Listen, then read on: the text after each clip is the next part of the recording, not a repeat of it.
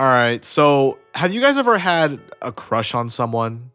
Except, I don't mean like a close friend or someone you've been acquainted with for a while.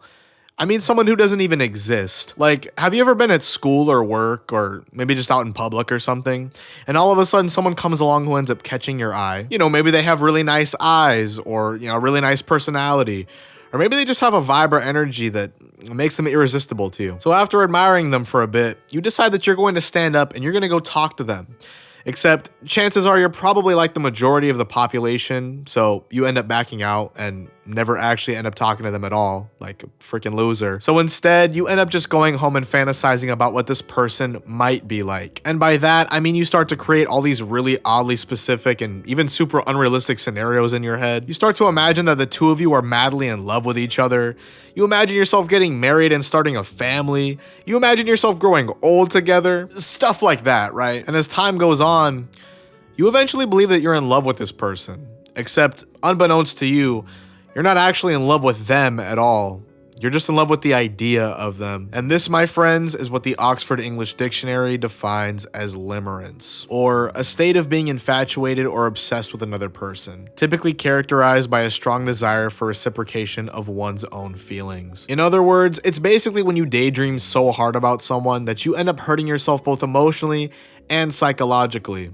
And in my humble opinion, it's literally both the worst, yet also the best thing ever created by the human psyche. Which I know sounds absolutely insane, but just hear me out for these next few minutes, okay? Because yes, when you start to manufacture this perfect version of someone inside your head, you set yourself up for major disappointment, and you end up removing yourself from reality quite a bit, which, let's just say, isn't the healthiest or most productive way to spend your time. But on the other hand, you also get filled with this sense of hope and maybe even joy for a while. Because at least for me, you start to anticipate the two of you getting to know each other one day and potentially even hitting it off. Whether it be starting a conversation with them in the hallways at school, talking with them in the break room at work, or perhaps even the chance that you'll run into them again randomly someday if you've only ever seen them out in public or something. And in my opinion, this can actually make life a little bit sweeter in the meantime. Because while you wait, every song that plays makes you think of them. The colors of the leaves and the petals on the flowers start to look a little bit brighter. And every time you hang out with your friends or loved ones, you picture them there alongside you. And as delusional as this sounds, you figure they will be one day.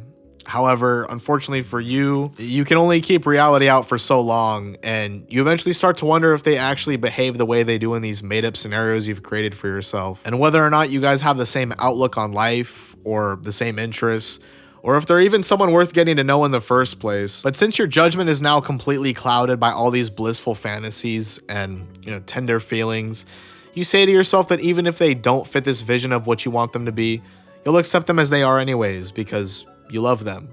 Or at least that's what you say to yourself. And these feelings of anticipation and infatuation can even keep you going for quite some time. In fact, they might even be the only thing you have to hold on to or look forward to in that moment in time. But when the day finally comes where the two of you eventually cross paths and they end up being nothing like how you thought they'd be, or you find something out about them that you wish you hadn't, that feeling can be absolutely devastating. In fact, you may even go through some or even all the stages of heartbreak because of it, which doesn't make sense at face value because it's not like you were actually ever together and it's not like you actually got broken up with or anything, but at the end of the day, you kind of did in a way. Except instead of them actually breaking up with you, they made you break up with the fake version of them that you created for yourself. And it's not like they had to sit you down and have the talk with you or leave you for someone else out of nowhere.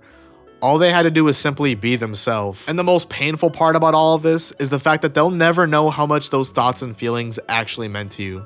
In fact, they'll never even know that those thoughts and feelings even existed in the first place, but that's okay because at the end of the day, it's not their fault, and it never was. And I don't know how many people are going to agree with me on this, but it was never your fault either, even though it may seem like it. Because trust me, it's not healthy to fall into these cycles of constant daydreaming and fantasizing, but it's also completely normal to yearn for that special person you wish you could run into one day. And you shouldn't feel bad for envisioning a love so pure and almost innocent in a way.